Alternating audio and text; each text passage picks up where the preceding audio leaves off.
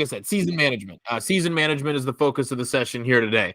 We're going to talk about things like, the profile tab, obviously, this dashboard page, but then we're going to talk about season management in earnest. We're going to talk about configuring a new season, adding a registration, building events, fantasy racing, suspensions, all of those types of things.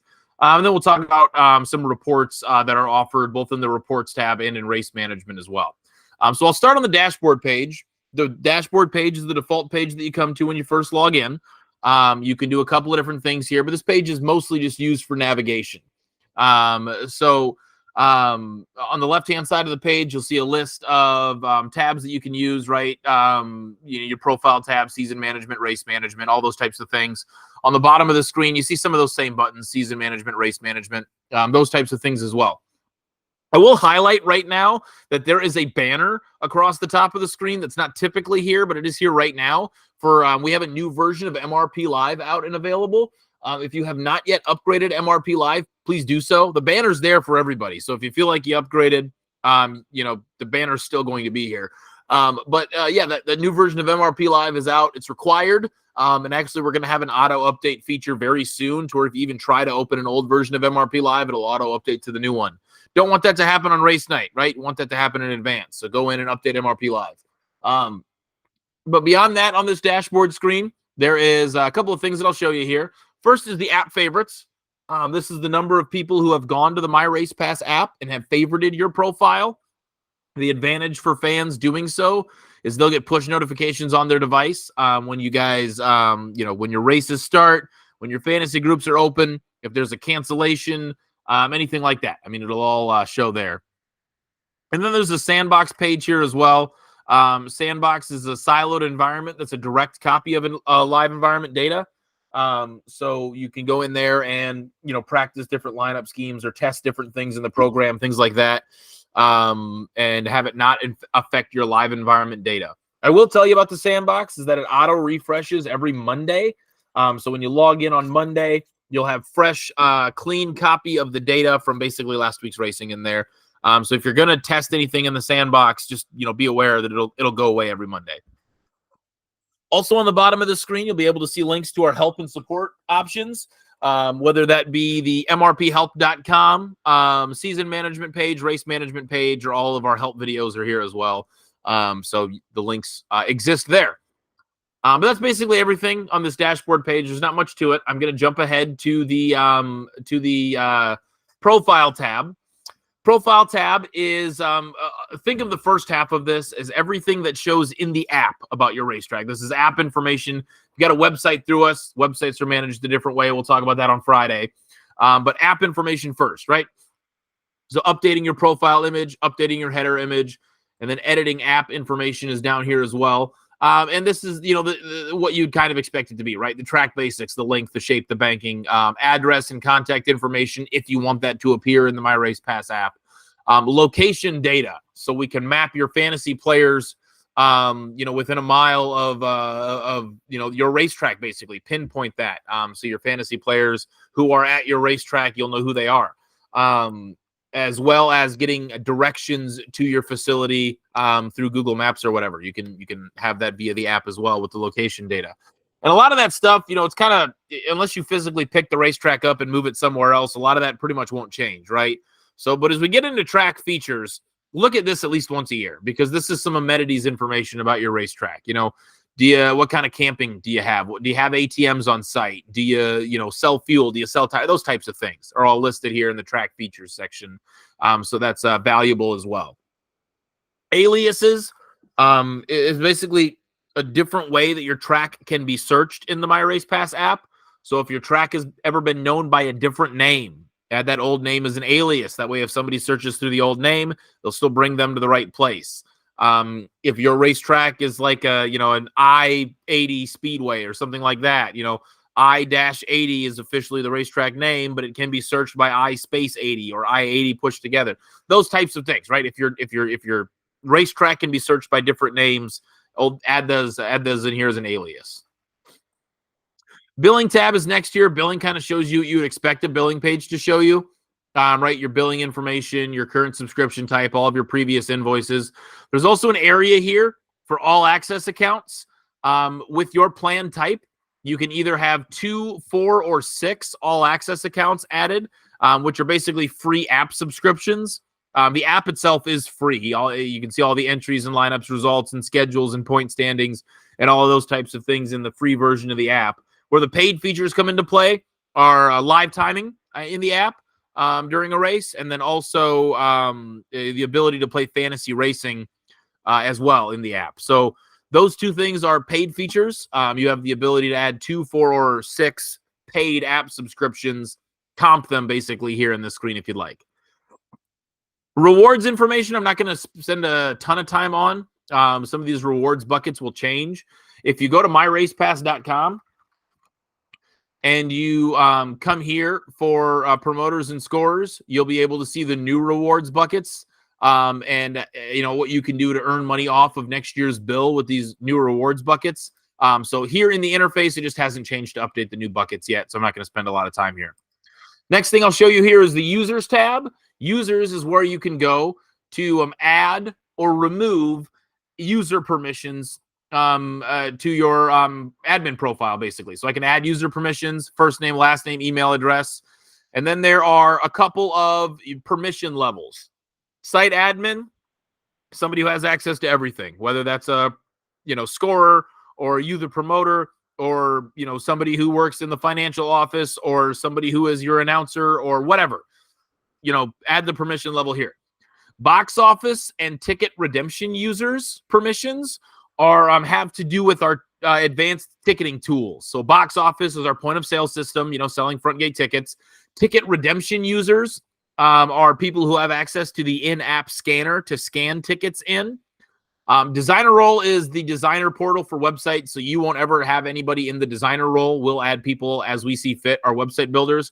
And financial reporting is brand new. It's to have access to the payments tab that we'll talk about next, which is basically where you can view ACH payments to yourself from tickets or registrations. That's how you can add a permission level. You can remove by selecting the edit icon off to the right and pressing delete, and now that person's removed. I always would recommend that whoever needs access to your site has it individually, right? We're not sharing accounts. We're not sharing login accounts. We are all logging in with our own username and password. That way, if you need to remove somebody, you can remove somebody in the most secure way possible without having the rest of your logins compromised, because that person has the same username and password as everybody else. That's not what we want here. Payments tab is next, that I said we come to next. This is where you can view all of the ACH payments. Obviously, in our fake demo racetrack, we don't have any ACH payments. But if we're sending you money for tickets, or we're sending you money for registrations, paid registrations, this is where you can come to view those ACH payments that have gone out. Remember, the main admin who's on the ACH form will always have access to this. But again, anybody else that you need to have access to this payments area, add them with the user permission of financial reporting, and that way they can also view the ACH payments that we have sent to you for reporting purposes or making the books look right or whatever else. So online tickets, we pay directly to your bank account through ACH. Online registrations that are paid, we do the same thing with. Those are the ACH payments that you'll be able to see here in this screen. Permissions and Clear Cache are developer tools, so you won't see anything there. Like I said, a lot of the stuff here in the profile tab is very straightforward stuff. Mostly what it looks like in the app, a little bit on billing, a little bit on user permissions. That's basically all that's here. I'm going to jump ahead here to season management. Season management is where I'm going to start preparing for my new season, right? This is where I'm going to add my classes, add my schedules, get a registration out there, all those types of things. So we'll start at the top. And I literally mean the top of the screen here. I already have a 2024 season. If you do not have, if there is anything in that box that is not 2024, that is older, you need to start by creating a 2024 season. That's basically just a calendar year, right? From Jan 1 to December 31, everything that will encompass your calendar year will be housed in a season. So we have seasons going back to previous years, those types of things. But if you've got a 24 schedule in an older season, let me know so that I can fix it. We'll start with the config tab then. Config is where I'm going to start adding any series or adding any classes that are associated with that season. If you are a series, you'll only have one series in here, and then you'll add the tracks, right? If you're a track, you'll just have your track and then all the series, vice versa, right? So it's a little bit simpler to manage this if you're a series, actually. But if I'm a racetrack, I'm going to start with adding any series or any classes that are running at my racetrack throughout the course of the season. So when I go to add series, and I always add the series first because it will bring the class over with it, right? But if I go to add the series, and let's say I want to go and add World of Outlaws, I'll type World of Outlaws in here. If I spell it correctly, then I can add the World of Outlaws or the World of Outlaws late models. When I add a class here, it will also, in one fell swoop, add the, or if I add a series here, excuse me, it'll add the class associated with that series. So when I enter your favorite series, which is another fake profile that we have, and I add, it'll look like I'm getting an error message, right? It looks up in red, looks like an error, but it actually says your favorite series requires the Sport Compact class because that's the class associated with that series. Would you like to add that? Continue. Now you'll see your favorite series is added and the Sport Compact class is added too. So it's more efficient to add your series first before you get into adding your classes. Now, when I go to season classes, you can see I've got a lot of classes listed here already, but there's a couple of different ways to manage this. When I go to add classes, when I go to all classes, it'll bring me a list of all the classes that I've ever had, right? So if I want to add the IMCA Race Saver Sprint cars, I can go to Wing Sprints, and I can choose between all the classes that exist that are Wing Sprint car classes in the program.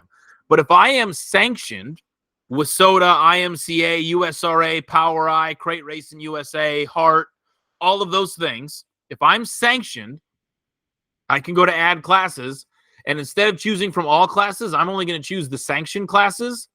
Now I can choose by sanctioning body what classes I want to use, right? So I can choose Hart and my, Hart non-wing micros or 600C or whatever it is. I can add whatever class I need to add there, right? If I go to sanctioned classes and I choose IMCA, now I can look at the IMCA hobby stocks and late models and modifieds and sprint cars and whatever else. So these options are for your sanctioned classes. If at any point you're going to run a sanctioned class, choose the correct sanctioning body and add the correct class. You can rename any of these classes. So if you're running something that's very similar to what we have, but we have a different class, like, for instance, if I go to all classes, I choose stock cars. If I run, pony stock and you scroll through the list and, you only see pure stock or whatever, something like that, you can, add the class that's closest to what you're running, rename it. And that renaming also works extremely well for class sponsors. So I can, instead of my IMCA Race Saver Sprint cars, I can have my Heartland Steel IMCA Race Savers presented by Wiffles Hybrids, all those types of things, right? You can add your class sponsors. That way those class sponsors get the recognition that they paid for on your website, in the My Race Pass app, those types of places. So come here to config, add your series, add your classes. Then these are the options that you'll have to choose from when you're creating a registration and when you're creating events. So I'll come back to registrations, but I want to talk about creating events first, okay? So now that I'm in the events tab, there's a couple of things here that I'll show you before we get into creating an event. First, I've got 4 different schedules here, right? And I want to make sure that naming convention is clear. We talked about having a season previously, and now we have schedules. Sound the same. I don't want the meanings to get conflated. A season up at the top is just the dates that encompass your year. It could be Jan 1 to December 31. It's just the calendar year that you're competing in that all of this is housed under. A schedule, I like to think of as a grouping of events for whatever purpose, but mostly for points purposes, right? So if you're running your regular season, 20 events long, but 6 of those events throughout the 20 are their own special point standing for, being the big races or whatever, then in that case, you could have 2 schedules, right? You could have your regular 20 race schedule that is your regular points champion, and you could have another points schedule or points champion for those 6 races. Or if you're having a big 3-day event and the points from the first 2 nights are lining up the 3rd day's features, that would be a reason to have another schedule, because then you can calculate points for those first 2 nights that are independent of your regular point standings. So those types of things. Anytime that you're going to have a points tracking that is independent of your regular season points tracking, that's a reason to have another schedule. Or if you're doing a spring season and a winter season, like I think of Southern All-Stars, right? They've got their summer series, they've got their spring series, whatever. I think of, ASCS, so the Red Clay Series. Red Clay Series down in the South has their regular national tour for their series, and then they've got their Northern Swing, and they've got their Southern Swing, and those are separate point standings, or things like that. So those are kind of the reasons to have a different schedule. Once I've got a schedule created, I can edit all of the schedule information, right? What season it's under, the calendar year it's a part of, those types of things. There is an advanced championship calculation here as well. Advanced championships offer custom rule sets to combine points across multiple classes or single classes, or if you want to do a custom throwout night, right? You run 20 races, you only want to keep their top 18 for the points purposes. You want to throw out their worst 2. That can be added in the custom championship calculation, or rookie-only standings, or a seniors division, or whatever custom points calculation you want to have. You can add that here, and we can help you add that. But now that we've looked at a schedule, I can look at the events within that schedule. I can edit any of the previously existing events, or I can add a new one, right? So I'm going to add a new event here. We'll have an event for this coming Saturday, the 23rd. And we'll basically use that date for the entire week's worth of webinars here. So I will just rename it March Promoter Webinars, if I can spell. There we go. So then here's the list of classes to the right. So these are the classes that we'd added in the config tab. And now we have the option to choose from those classes over here on the right. So I'll add Sport Compacts. I'll add 410 sprint cars, and I'll add stock cars. Those are the 3 classes that will run as a part of this event. There's also a description box here. You can put whatever you want in there. I've seen running order. I've seen ticket prices. I've seen that there's a county fair in town. I've seen all sorts of stuff. Basically, whatever you want to communicate about this event to your drivers and fans. And then there's also the times on the bottom of the screen here. So when do pits open? When do front gates open? When do hot laps start? When do racing starts? You won't see time trials and eliminations unless you have a drag racing class added to your event. And if you have a drag racing class added to your event, I invite you to leave and come back on April 15th, 17th, and 19th, because we're going to talk about drag racing specifically those 3 days, the 15th, 17th, and 19th. This is more geared towards circle tracks. But other than that, right, so that's all we're really doing here, right? We're naming our event, adding a description, adding our times, selecting our classes, and add, okay? Once we've got our event added, which if I remember correctly, I just added for the 23rd. Once we've got our event added, you can click on the event to edit any of that information, right? Edit the name, edit the description, edit the times, whatever you want to do there. This is also where you can add a series to your event. But keep in mind, most of the time, the series will already be added for you, right? Because these series also use My Race Pass. So all you have to do is add the class in the previous screen, and the series that's using My Race Pass will be able to add the series here. But I'll add your favorite series. You can see how they all link together. You can also add tickets from this screen. I don't want to talk a ton about tickets because we're going to do that on Friday. But if I go ahead and press the Add Tickets button, you can either copy from previous events or start from scratch. And for general admission style tickets, it's very simple and fast and easy to add your tickets, right?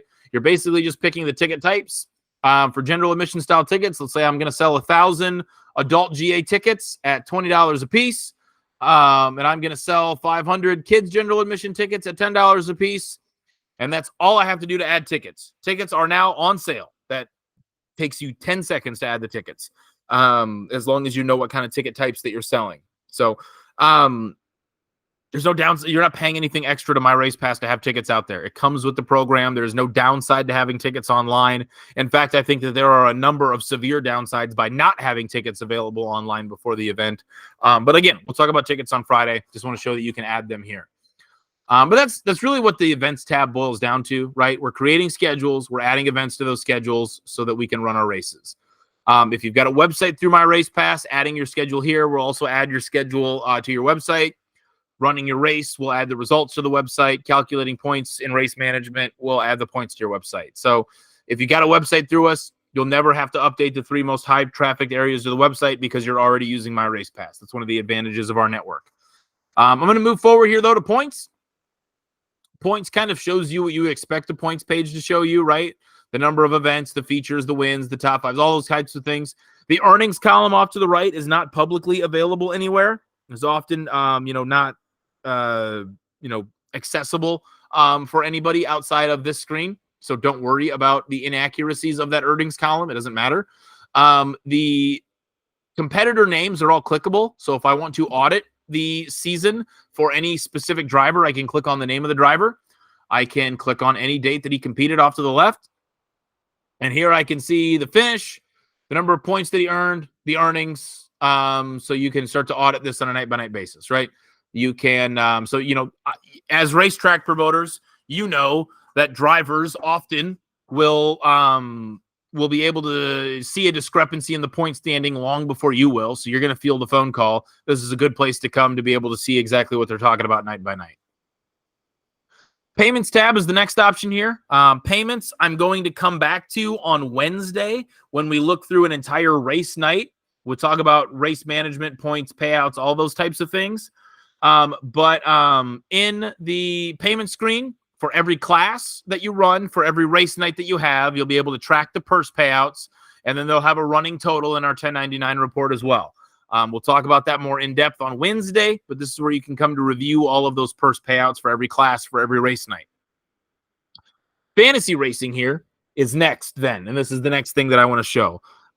Fantasy racing happens with no input from you, and it is, and I want to emphasize this, a way to engage your race fans beyond what most other, facilities currently employ. This has race fans or drivers, I guess, at your facility or at home interacting with your event, not getting distracted by the rest of the world around them, right? What's the number one issue with young fans is that they have distractions that none of us ever had to grow up with. Most of them stemming from the device in front of them. So let's use that device in front of them to have them interacting with your event as opposed to looking at how their friends went camping, thinking I should do that next weekend. That's what this is. It's a tool to engage your race fan.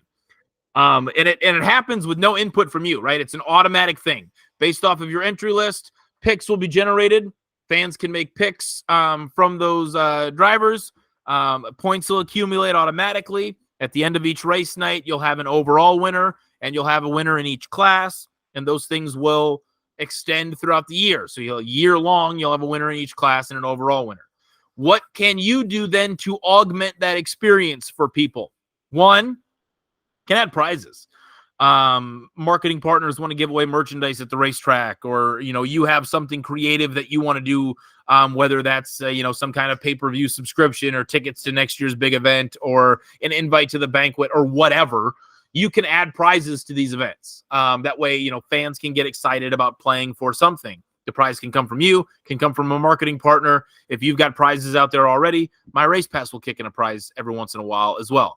Those types of things. We want people to be excited about playing fantasy. The second thing that you can do to augment this experience for people is you can add, or you can change, I should say, edit or change the name of the leaderboard. So instead of my, special schedule all classes fantasy, I can have my John's Body Shop Fantasy League.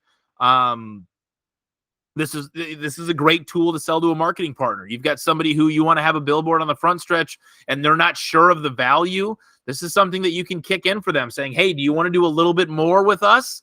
Let's get you in front of our most passionate fans, and the marketing partners and things of that nature. So this is a way for you to really make money out of thin air as well. You're engaging your fans here, but you can sell this and have a line of revenue that you never had access to previously because you're using My Race Pass. And that's really the goal of My Race Pass, right? We want to give you enough lines of revenue, whether that's fantasy leaderboards or a way to make class sponsors more lucrative, or website digital advertising or those types of things, that eventually you start to pay for some of this through the revenue avenues that My Race Pass offers. Consider embracing fantasy. Suspensions is the next thing here in season management. Suspensions is a way to track suspended drivers. This is what it sounds like. Sanctioning bodies can do this at a sanction level. You can also do this at a track level. So I can add a suspension, and that suspension can be whatever type you want, right? Misconduct, claim refuse. Remember claims? Yeah, we can still do a claim violation or refusal. Those types of things. Fee, if there is a fee for the suspension, whatever you want that fee to be, what competitor it's applied to, the date range, and then any notes. And I want to track the back gate notes specifically, because when I go to the back gate and I try to enter a suspended driver, whatever you've got here in the notes section is going to appear when you're in that entry screen, right? So if the note section says, if they pay the $1,000 fine, they can race. You want your back gate employee to know that, to see that, to be reminded of that. So you can type that here in the back gate notes, or no entry under any circumstances, or, they have to come talk to the promoter first, or whatever you want to have here in the notes, you can. And then once you've got a suspension created, you can edit those suspensions to lift the suspension, right? They're no longer suspended. That can be lifted, to tell you if the fee is paid or not, to revoke points for a longer duration than the suspension, to check mark the classes that they're suspended in, those types of things. And I know that we're going to talk about reports later, but in this screen, in season management, there's a list of season management specific reports. One of them is the suspension bypass report. This will show you a list of all the drivers who have competed while suspended, so you can start to track that as well. So that's valuable there for you also. And that's really season management, right? That's everything that we wanted to talk about, except for registrations, because I completely forgot to circle back to this. Registrations is the last thing in season management that I'll show you. Registrations is a powerful tool to be able to gather driver information either before the season or before an event. You can have a registration out there. If I add a registration, you can have a yearly annual registration, which just what it sounds like, right? You're charging a license or a membership or trying to gather their information that way. You do that. There's also an event-specific registration. So a competitor can register for a single event on your schedule, whether you're doing that every night or just for your marquee events or whatever. There's an event-specific registration. There's a general registration that we have in here for a non-racing event. So it will not gather all of their racing-related data like transponder and car owner and car number and those types of things. But it's just a general, I almost think of it as an RSVP for a non-racing event, whether that's a banquet or a pit party or a golf tournament or whatever, you need people to RSVP to or even pay an entry to. You can have that through registration, general registration.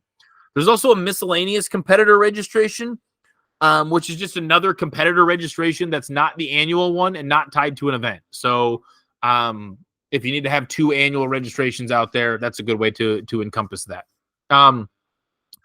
But once you've got a registration created, and I'll use this yearly registration here, I want to edit this so you can see all the options. You can name it whatever you want to name it. You can add any additional information that you need to have. If there is a fee to register, put in the entry fee, whether that's a once-a-year licensing fee or an entry fee into an event, whatever you need it to be. The dates that the registration is opened for. If there is a late fee.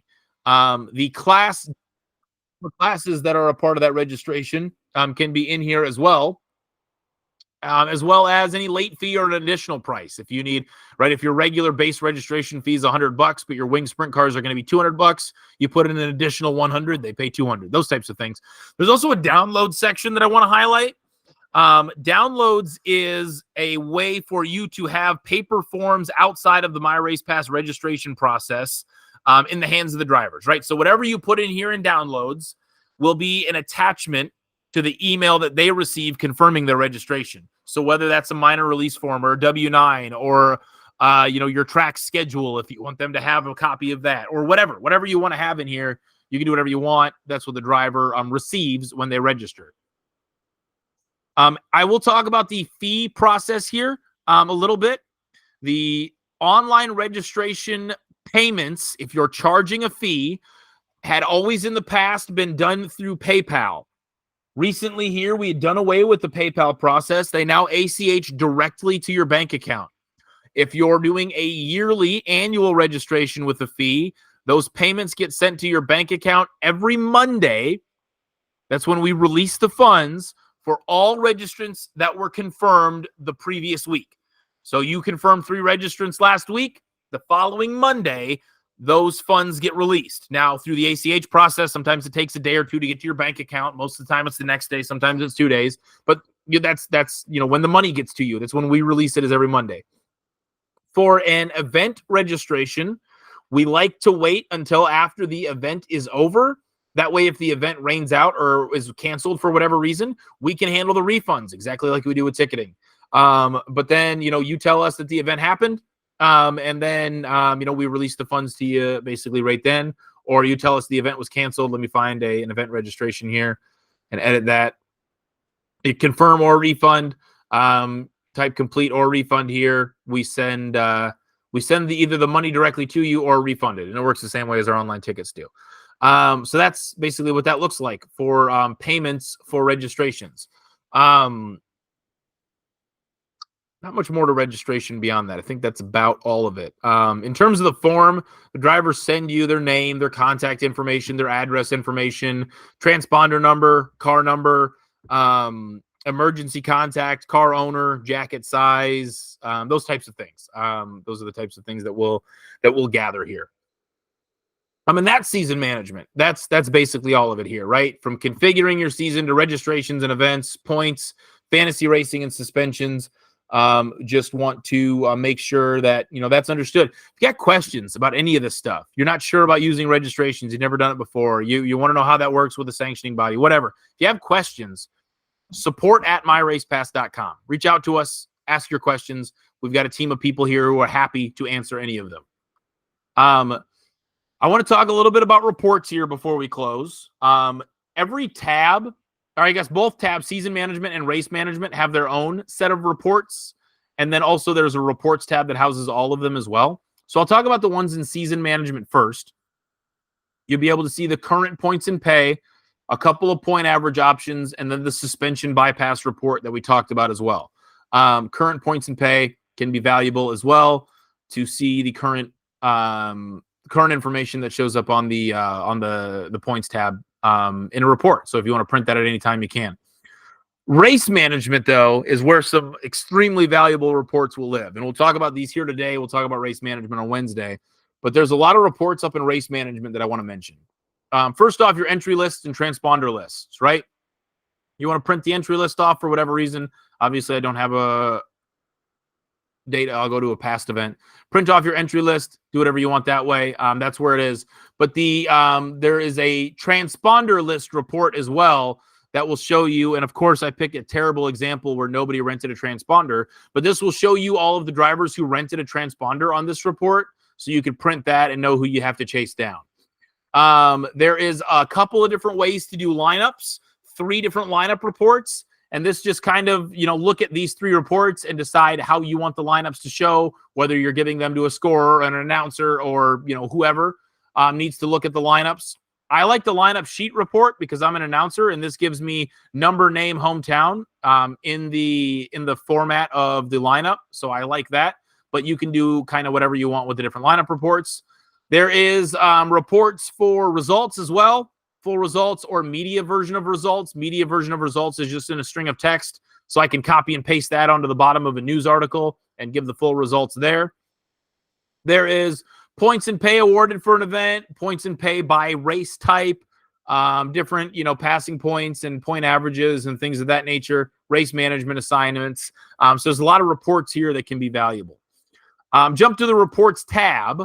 You're going to see a lot of the same ones, right? There's the entry list, there's the transponder list, but there's also some stuff that I kind of like to see.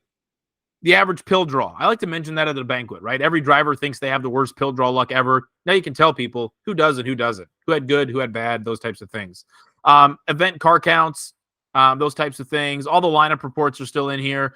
The result reports can give a lot more information, not just the event results, but qualifying fastest times and, yearly results for an entire schedule.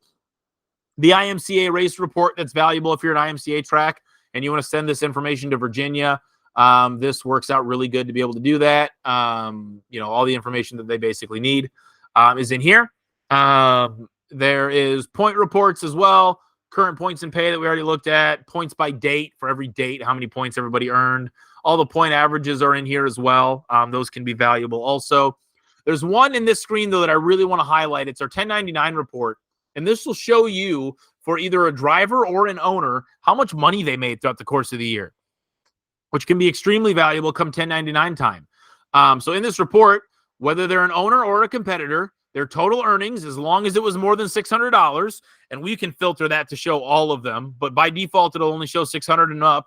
And then their addresses too. So this is one of the more common pieces of feedback that I get from racetracks. So we get to the end of the year, we look at this report, and I get asked, how do you get their addresses? Well, you get their addresses by having a registration out there. Get a registration up and out there so these people can start auditing their own information and make your life easier at the end of the year. This is where you can start to view all that information. There is, you can break it down by payee, right? So this car owner got that much throughout the course of the year. This car owner for me got that much throughout the course of the year. You start to break this down, driver or owner, whatever else, by payee. And it just makes life really simple and easy come 1099 time. There's an export option where I can export this as a PDF or into Excel. I've got a Help Center article out there on 1099s where I've recorded a video that'll show you how I exported the 1099 report into Excel, imported it into a tax software called W2Mate, combined that with their social security numbers. Remember, My Race Pass doesn't house social security numbers. So wherever you've got those stored, combine that with the social security numbers in either A, print, or B, send to a tax office all of your 1099s. Took me about 9 minutes to get through all that. So we can help make 1099s a little bit more efficient at the end of the year with all the payee information. And then to wrap up the reports, there's just some competitor reports. List of all your competitors, their stats, their DQs, their bypass memberships, those types of things. So those are in here as well. And that's really what I had to show for today, right? We wanted to talk about the getting started stuff, which we did, all the season management, registrations, and reports, and fantasy racing. If you got questions on that, there's a couple of resources at your disposal. One, MRPhelp.com is our help center, our knowledge base. You can go there and find individual help center articles for every feature in My Race Pass. More is added there all the time. Everything in season management and race management has been updated to show all new features. There is also our YouTube page. Go to YouTube, type My Race Pass.